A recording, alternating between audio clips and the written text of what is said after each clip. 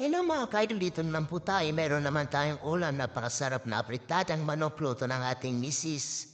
Ayan, kakain po tayo mga ka-idol. Ayan, nakapaghain na rin po ako ng ulam para sa ating dinner. Ayan, may carrots, may patatas. Ayan, nag-sign cross muna tayo bago kumain mga ka-idol. Ayan, naglagay na rin tayo ng kanin sa ating pinggan. Para makakain na rin po tayo mga ka-idol. Ayan po.